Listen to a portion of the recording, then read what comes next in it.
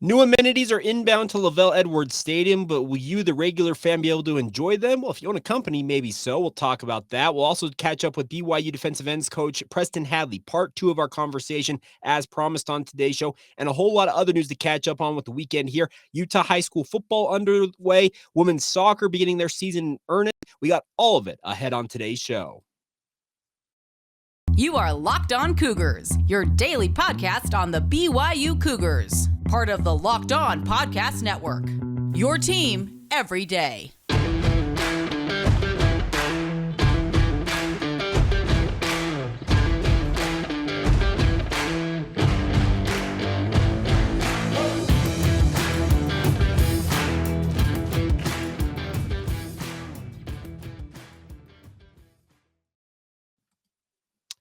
What's up, everybody? I'm Jake Hatch, your host here on Locked On Cougars, your resident BYU insider. A reminder that today's show is brought to you in part by our friends over at BetOnline. BetOnline has got you covered all season long with more props, odds, and lines than ever before. That's BetOnline, where the game starts.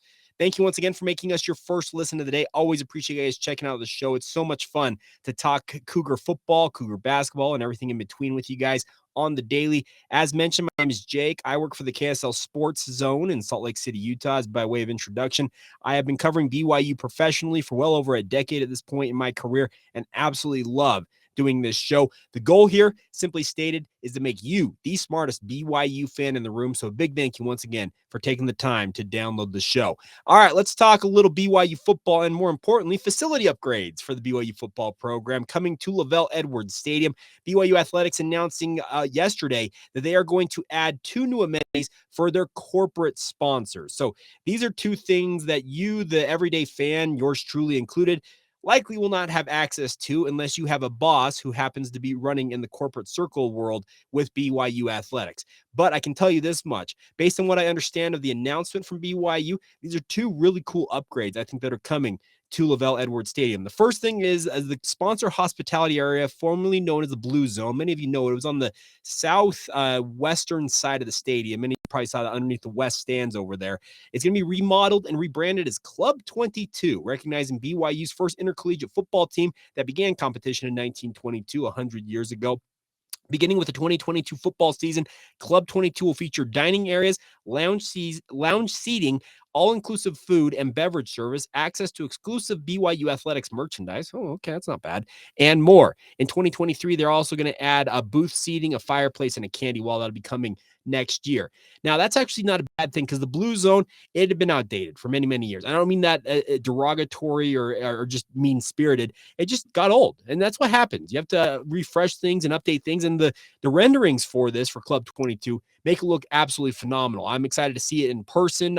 Obviously, Baylor will be the first game. BYU fans can see at least the outside of it. If you're lucky enough to be on the inside, props to you. But they also are going to add what they're calling the Champions Terrace. That is going to be debuting. It's going to be in a high elevated platform linking the north and east stands of the stadium. So essentially opposite corner from Club 22 here. It'll feature lounge seating with a view of the field, canopy coverage, and access to amenities available throughout the game. The new area will host upwards of 100 guests and be accessible to corporate partners in the Champions Club, which is BYU Athletics' highest sponsorship level. So essentially, it's a pleasure deck. That's what's going to be going in there. And that began construction. They're putting that canopy up. It's been ongoing since the spring. So I'm appreciative of BYU continuing to look at ways to upgrade Lavell Edwards Stadium, both for the regular fan and in this case for the corporate sponsors. The biggest thing is you've got to stay relevant. That's the thing with BYU Athletics and every college football program out there. You've got to leverage what you've got to work with. Lavell Edwards Stadium, is it an older stadium? Yes, it is. But I think BYU has done a pretty magnificent job making sure it's stayed as relevant as they possibly can make it. One other thing I want to pass along to you guys on that front is that BYU obviously upgraded the scoreboards just last season. Before that, they put in NFL-style Wi-Fi. So the Cougars, they're doing everything they possibly can to make sure that you, the fan, when you go out there to LES, are able to enjoy the game as much as you possibly can. I know, and many of you out there probably have made the decision at some point down the line, you know what? I can stay at home, eat my own food, not have to drive, pay for parking, all that stuff, and not have to go to the game and watch it on your big screen TV. and have quote unquote the best seat in the house because of all the different cameras and whatnot, the high definition that exists out there in television land. I get all of that, but there are still thousands of you. It's a 63,000 seat stadium, and BYU, when they have a 50,000 seat crowd, all of the boo birds come out. Oh, there's nobody at the game. There's still 50,000 people that show up, and that's on a bad day. It's like the worst day for BYU. So it's a really, really cool thing that BYU is trying to leverage here. Would I like to see more amenities like what we just talked about, that Champions Deck as well as Club 22, accessible to the everyday fan? Absolutely. That's the thing about this is corporate sponsors, they're absolutely critical. And I think the next thing that BYU needs to announce they're doing is a revamp of the loges, the boxes they have up above the west stands. Those bad boys, you talk about Club 22 or was the Blue Zone being outdated? The loges, folks, they're not bad, but they are not special in any way, shape, or form. And I say that as a guy who sits in the press box every game. So I'm speaking from a position of privilege. I'll be very clear about that. But I think the biggest thing is BYU's trying to make sure that they keep the amenities at LES as relevant as possible so that you, the fan, still feel like you're getting your money's worth when you get out there to watch the Cougars play. My one plea, outside of upgrading the boxes, that's for the more of the corporate side of things, for the everyday fan, this is my one plea. I know it would cause all kinds of consternation because it would obviously drop the overall attendance figures because it wouldn't have as many capacity because of the bench seating. You need to put chair seating in the entire football stadium outside of the student section. That is what BYU needs to do. It may lower seating capacity by I don't know how many thousand seats, because obviously being able to pack people onto bleachers is much easier than having all those individual chair backs. BYU, that's the one thing for the everyday fan that I would request, is to make sure that they look at all feasible options outside of the student section to add chair back seating. It's kind of the way of the future. Gone are the days. And trust me, I'm a dude who's grew up for many, many years sitting in those bleachers and having a guy's knees or a gal's knees in my back, and in turn, my knees in somebody else's back. It's no fun to crowd yourself onto those bleachers and have to endure the game that way.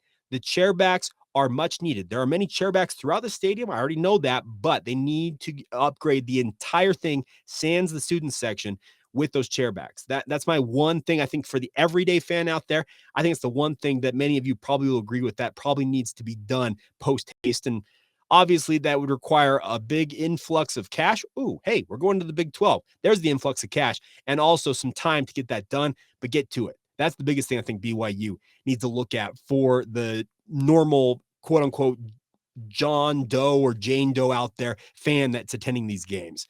All right, coming up here in just a minute, though, we need to talk a little bit about tomorrow's scrimmage. It's the first scrimmage for the BYU football program of training camp. We'll also hear part 2 of my conversation from earlier this week with Preston Hadley. We'll get to all of that here momentarily. First, though, a word on our friends over at BetOnline. As I mentioned, the title sponsor of today's show. They are the fastest and the easiest way to check in on all of your betting needs. Find all of your favorite sports and events at the #1 online source for odds, lines, and games.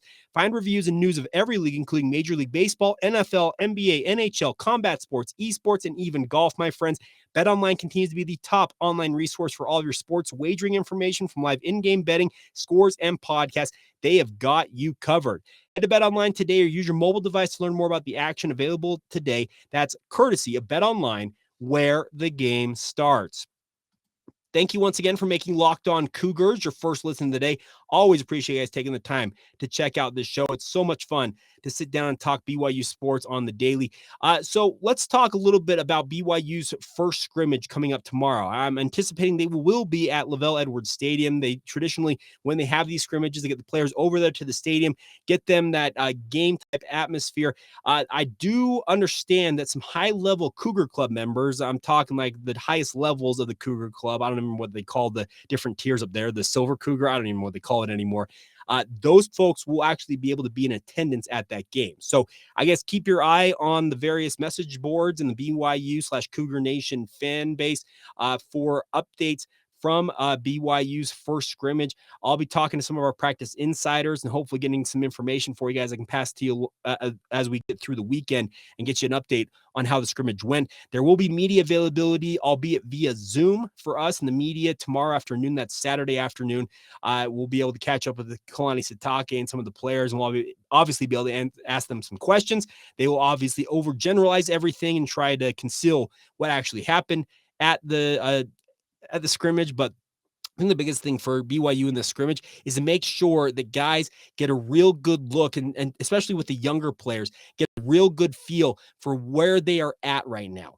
We've heard from Kalani Sitake, Aaron Roderick, Lysa Tuiaki, etc., that BYU installed a lot of their schemes, both offensively and defensively. Aaron Roderick said it day 4, it was earlier this week, the 4th day of BYU fall camp. He says, we've already installed 90% of our offense. He says, it's the fastest we've ever done it. We felt like it was something we owed to our older players. We didn't want them waiting around for these young players to get up to speed. So I think this type of a scrimmage is very important for the young guys. They've had essentially 2 weeks now to digest all of that install. How much of it have they retained? What can they do? What do they know? What do they not know? I think that's what BYU will focus on in the scrimmage. Obviously, there'll be players looking to prove that their spot on the depth chart is justified.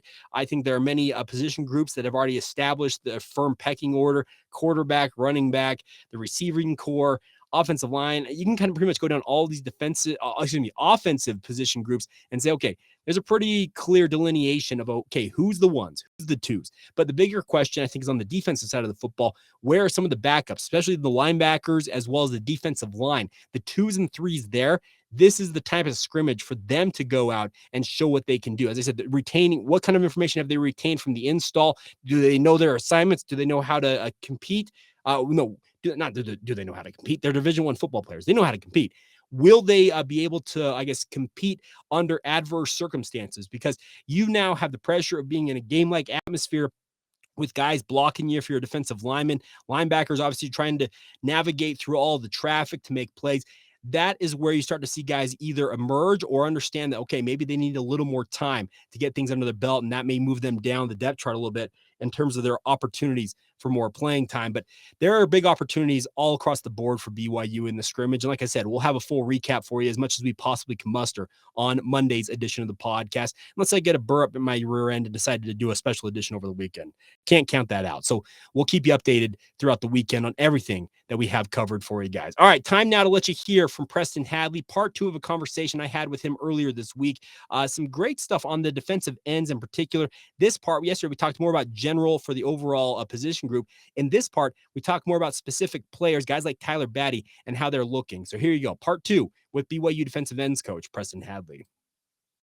A lot to prove. I mean, still got some bad taste in our mouth from last year. Just there were some games where we didn't do a good enough job stopping the run, and I mean, usually, when a team gashes in the run, everyone wants to point at the D-line first, and we look at ourselves first.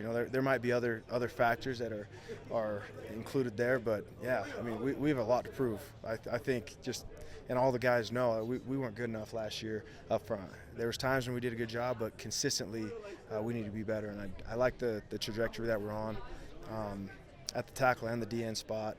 And I think with all the experience, I think from the COVID year to just the heavy rotation of guys that we have last year, I mean, we have a lot of really good players that might be a 3 right now, but they could easily, we feel good about them being in the starting rotation, so a lot to prove still, though. Talk to me about Tyler Batty. Where has he improved the most, I guess, from last year to this year so far, in your opinion? Well, he's really changed his body. He looks different. He's a lot heavier. And I actually think he's really – I thought he spent a lot of time just working on his hip mobility, and I think he's able to bend a lot better than he did last year and still maintain his twitch at a heavier weight. And he's more powerful too. His weight numbers have improved as well. And so I think just that's the first thing when you look at him. He just looks like his body's just different, he's bigger and he still maintained the same body composition. And just this overall understanding of our defense. Last year Batty he lined up a lot at the big end spot. Right now we have him playing OE, which includes guys dropping in coverage a lot, and and that's another area. I think he has a better understanding of route concepts and just it's a feel thing. And I think he has a better feel for just understanding where he needs to be, how a quarterback's trying to attack a coverage. I think he's improved in that way. And then he's just, like I said, he's just a violent player. He's got more pop when he strikes you. I think he's a lot harder to move, and he's just as twitchy as he's always been. Who's playing opposite him most often? So right now, who's running with the first group, and again, it's just the first. We have 4 guys in the first group, but it's Earl Mariner and John Nilsson are the 2 big ends, and so those 2 are I mean, like I said, I don't know who the starter is, but it's just by group. So, but Earl and John are opposite end of Batty. How do you kind of balance the need to get sacks versus stopping the run and everything like that? I know it's probably a question you get a lot. Like, what is your thoughts on that? Man, I don't have an answer for that because anytime we talk about sacks, just people are not happy with me, I feel like. So we want to get as many sacks as we can. We want to stop the run the best we can, and we want to keep the points down the best we can, period. Preston Hadley, BYU defensive ends coach, and I had to leave that last question in there. You can tell he is fielded all kinds of questions about the sack rates for defensive ends. He says that we want to keep points down. I've talked about this. Scoring defense is the most important defense for BYU. Keep the other team's points at a minimum. He talked about that. He said we want to keep points down. Sacks are big. Turnovers are big. Obviously, being able to limit the rush attack, all that stuff is huge for BYU's defensive output. But the bigger thing, I think, as he points to, is you just want to make sure that in the overall scheme of this defense, you're doing what's necessary to win the football games.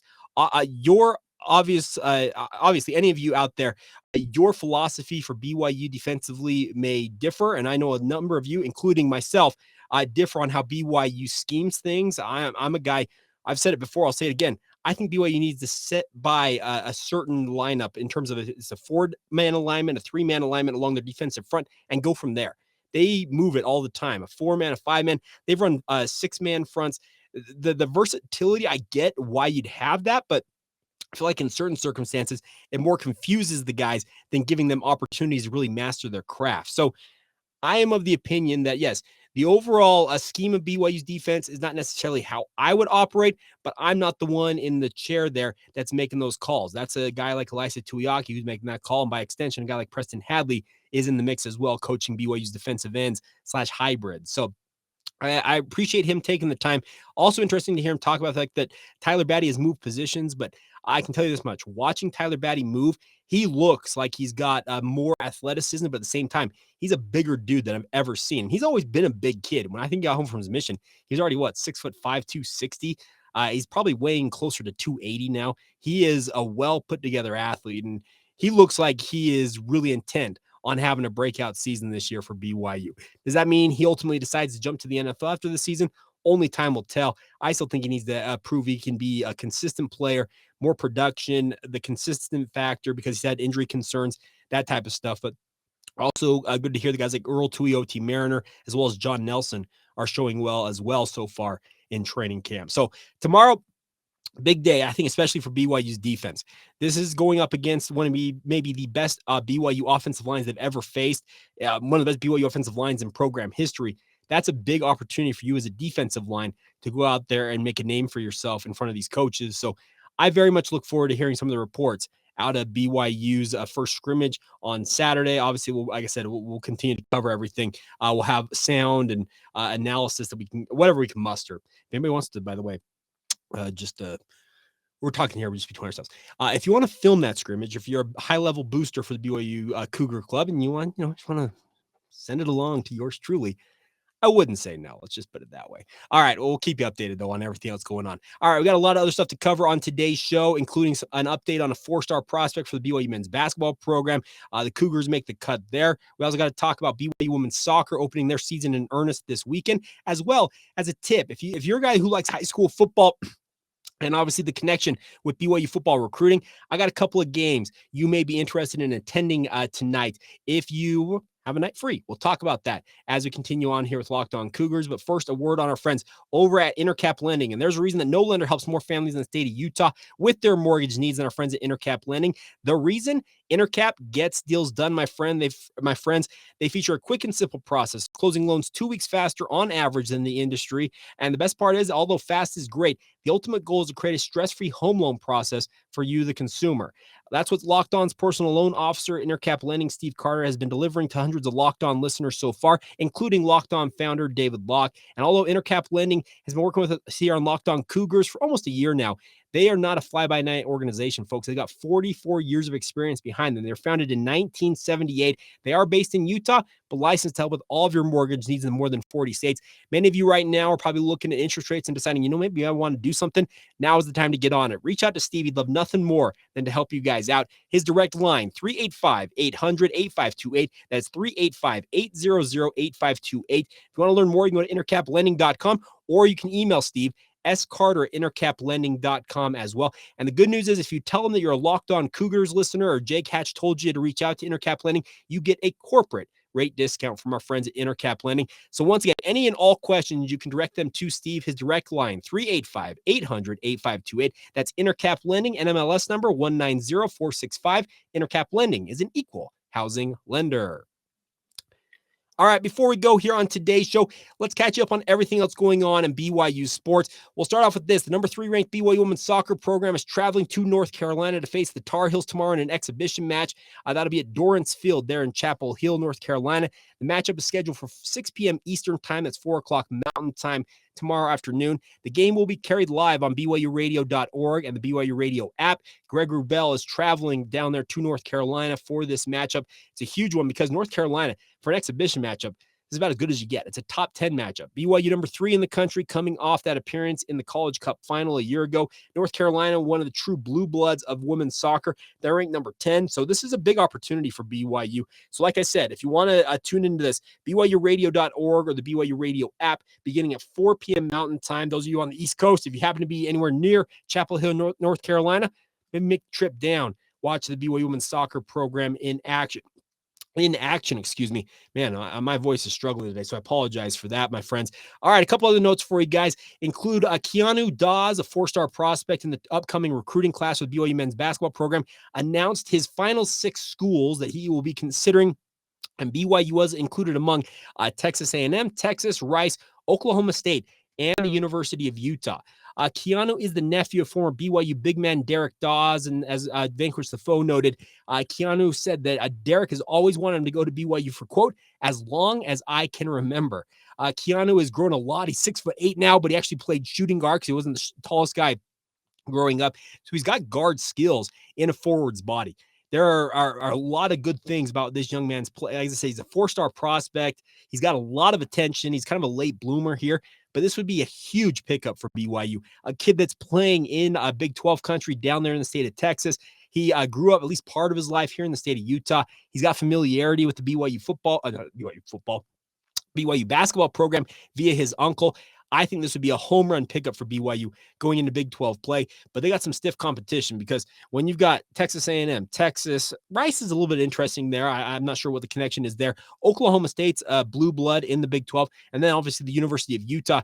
I believe he's also got some family connections to the Utes as well. So some stiff competition, but I'd love nothing more than for BYU to get the opportunity to win out with Keanu Dawes. Final thing for you guys is obviously not college football. High school football begins their seasons here in the state of Utah this weekend tonight. I will actually be out calling the Roy at American Fork game. So if you want to tune into Game Night Live Rewind on KSLSports.com, you can hear my I want to say my dulcet tones, but my voice is not, you obviously hear my voice all the time. I don't call it dulcet tones, but I'll give you my analysis. I'll be having some fun with that, watching American Fork, guys like Hunter Clegg playing in that game.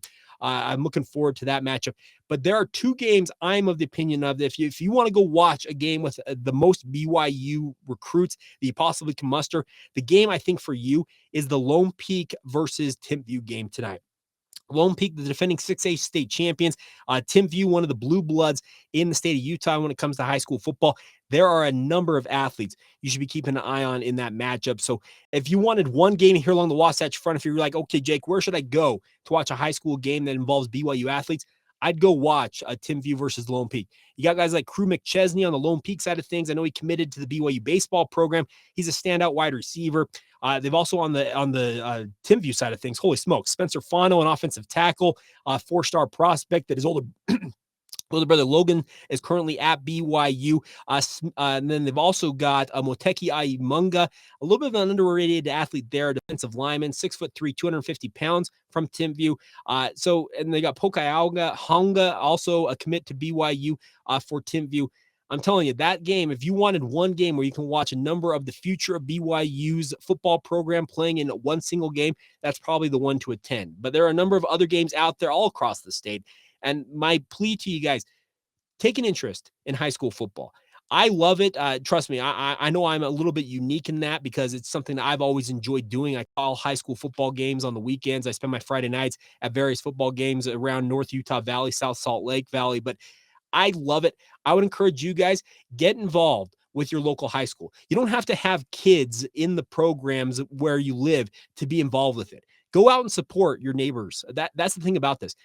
High school football, I know that there are the quote unquote super teams, Corner Canyon, Bingham, like these powerhouses that seemingly quote unquote recruit guys. And there is some, I loosely call it recruiting, but there are inducements to get people to go to these various programs. But at the same time, these are young men who are playing football for the love of the game. There are a number of them who are going to have opportunities to play past the high school level. I never played past the high school level. I fondly think back. I'm 35 years old now, folks. I still think back, to 17 years ago when I was a 18 years ago when I was a 17-year-old senior playing my final game for Mountain View High School in Orem against that Timpview squad that had Harvey Unga on the other sideline. Matt Reynolds was on that team. Stephen Covey, Luke Ashworth, 4 BYU commits on the other sideline. I still think fondly back on those days playing high school football. My plea is, if you want to go watch a big game, watch Lone Peak Timpview.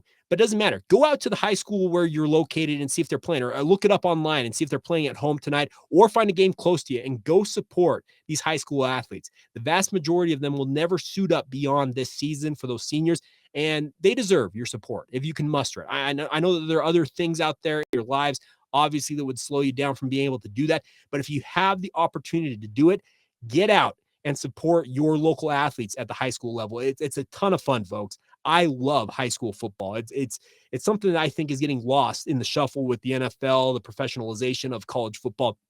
High school, it's still, for the most part, a lot of guys playing for the love of the game. All right. I'll step off my soapbox now. We'll round it out for today's edition of the podcast. Like I said, if I have some time over the weekend, I may sit down and do a special edition with any news that I pick up from BYU's first scrimmage. But at least Monday, we'll have a full recap for you guys, video, audio, or whatever we take away from BYU's first scrimmage. And obviously, as BYU moves closer and closer to game week, we'll get you ready for it as we continue on here. Thank you for making us here on Locked On Cougars once again your first listen of the day. Want to encourage you guys now to get over and make your second listen, our friends over the Locked On Big 12 podcast. Josh Neighbors got you covered top to bottom when it comes to everything going on in the Big 12 conference. Check that out, free and available wherever you get your podcast. That'll do it for me. Have a great weekend, and we'll talk to you guys again soon. This has been the Locked On Cougars podcast. See ya.